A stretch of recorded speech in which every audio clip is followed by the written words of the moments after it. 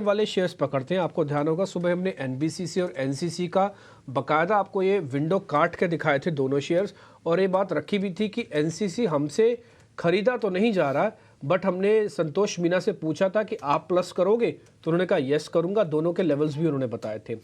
NCC बकायदा आज 9% ऊपर है। ये सुबह चर्चा हुई होगी, शायद 2-2.5% ऊपर था तब, है ना। अभी 9.5%। एनसीसी रखो, एनबीसीसी हटा दो अब। एनसीसी आदित्य प्रॉफिट बुक कर ले इंट्राडे का 9%, या फिर अभी कैरी करें इसको? देखिए, अगर आप देखें तो सारे इंफ्रा काउंटर जितने भी है उसमें काफ़ी अच्छा मोमेंटम बना हुआ है और सारा infra theme, real estate theme इस साल काफ़ी बज़िंग है। तो मेरे हिसाब से एनसीसी में अभी भी बने रहना चाहिए अगर आपका नज़रिया थोड़ा-सा लॉन्ग टर्म का है, क्योंकि अभी स्टॉक करीब-करीब 193 पे ट्रेड कर रहा है और अगर आप इसको 1-2 महीने दें तो अनुमान ये है कि ये स्टॉक 200 से लेके 220 भी टच कर सकता है और आपको इसमें स्टॉप लॉस मेंटेन करना चाहिए 178 का, और आप थोड़ा लॉन्ग टर्म व्यू के हिसाब से बने रह सकते हैं। के एक शेयर बस मैं आपको और नोटिस आपसे पता करवाना चाहता हूँ। मेरी तरफ से लास्ट शेयर होगा, पता कर रहा हूँ मैं, वो आपसे ही पता कर रहा हूँ आदित्य। आपको ही चार्ट खोलने हैं। उस शेयर का नाम है येस बैंक। मैंने कई बार इस शेयर के बारे में जिक्र किया और मेरे को लगता है 2024 के अंदर इसको होल्ड करके रखना चाहिए। आज ये शेयर करीब 6% ऊपर है, बकायदा डेज हाइज पे क्लोज कर रहा है। एक ही प्रॉब्लम मेरे को येस बैंक में दिख रही है, बस सब कुछ ठीक लग रहा है। इसका आरएसआई डाइवर्जेंस, अगर टेक्निकली में जो लोग समझते हैं, इसका मतलब यह है कि थोड़ा एक खिंचा हुआ शेयर है, ऐसा लग रहा है आरएसआई डाइवर्जेंस से। चाहे आप डेली देखो, चाहे जैसा मर्जी चार्ट देख लो। आदित्य मेरे को जरा ये बताइए कि थोड़ा समय हमको ज़्यादा देना होगा येस बैंक को चलने के लिए?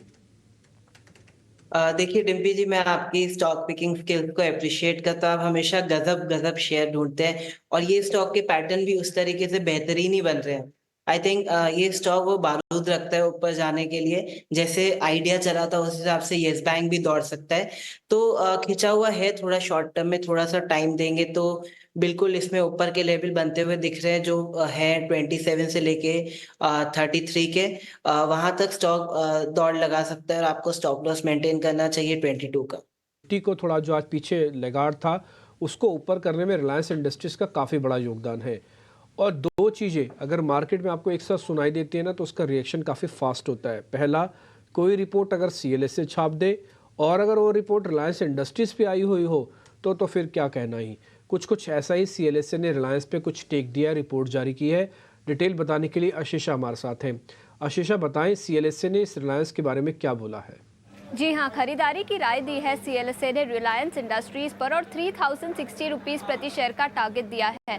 करंट मार्केट प्राइस से कंपेयर करें तो अभी भी 15% का अपसाइड सीएलएसए रिलायंस इंडस्ट्रीज में देख रहा है और इसी रिपोर्ट के चलते स्टॉक ने आज लाइफ टाइम हाईज भी अचीव कर दिया है।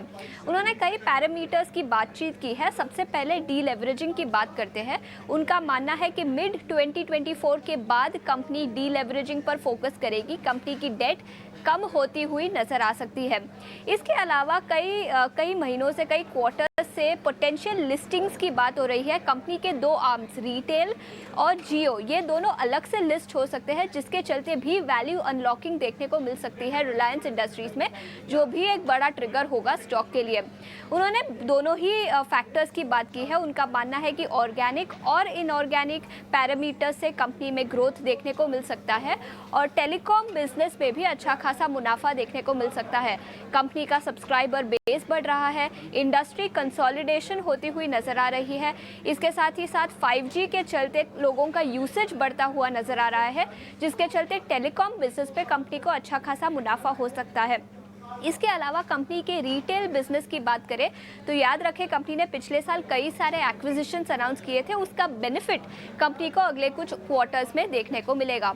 तो ऑल इन ऑल कई सारे पैरामीटर्स हैं जिसके चलते कंपनी को मुनाफा हो सकता है।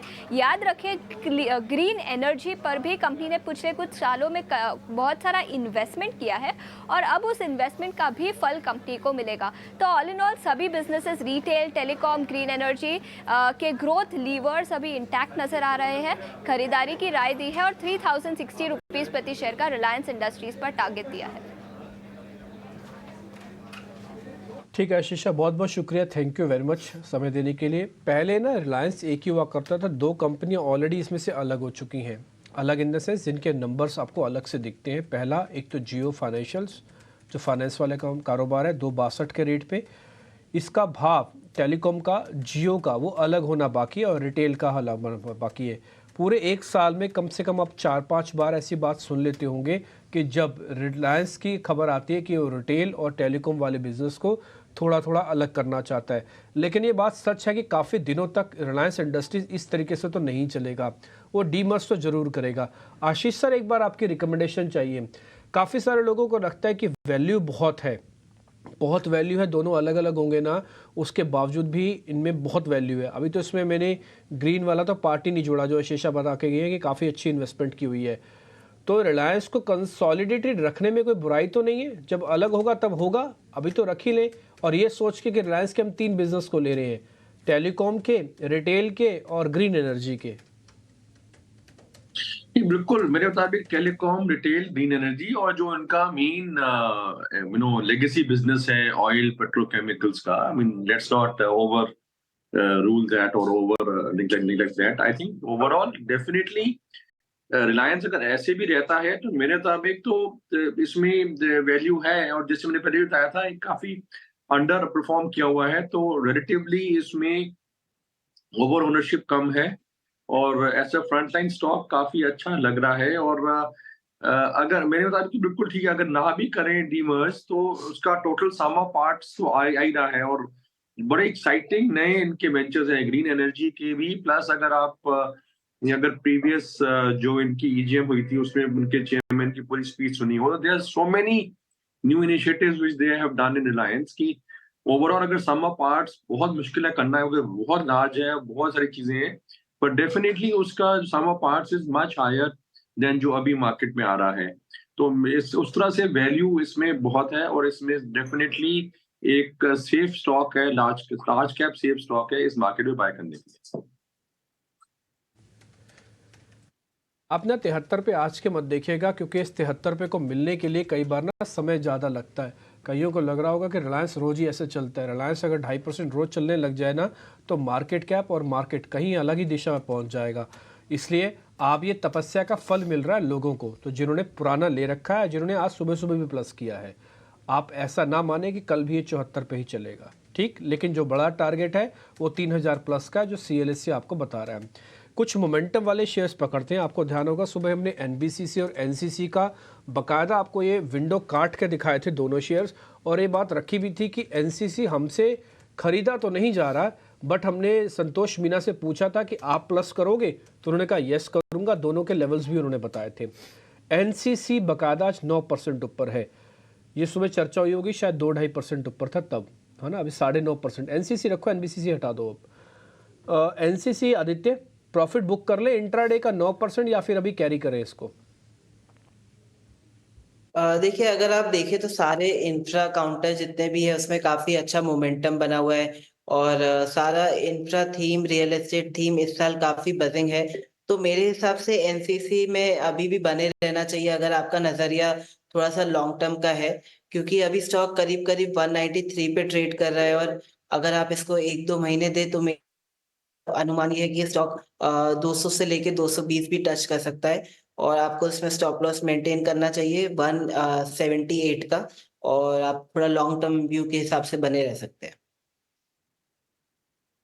कल का दिन काफी अहम होगा क्योंकि कल नतीजों के सीजन का किक स्टार्ट हो जाएगा एक तरह से, क्योंकि इन्फोसिस और TCS जो कि IT दिग्गज हैं और इंडेक्स में अच्छा खासा वेटेज रखती हैं, तो निश्चित तौर पर बड़ा क्रूशियल होगा ये जानना कि नतीजे आएंगे कैसे।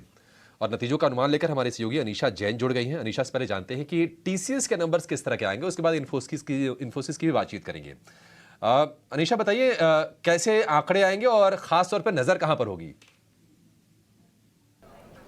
जी हाँ, देखिए Q3 यूजुअली IT कंपनीज के लिए वीक रहता है, तो इसके चलते TCS में भी वीकनेस रहेगा, बट एटलीस्ट इन्फोसिस और जो उसके फर्स्ट पीयर्स हैं उससे शायद बेहतर परफॉर्मेंस रह सकता है टीसीएस का।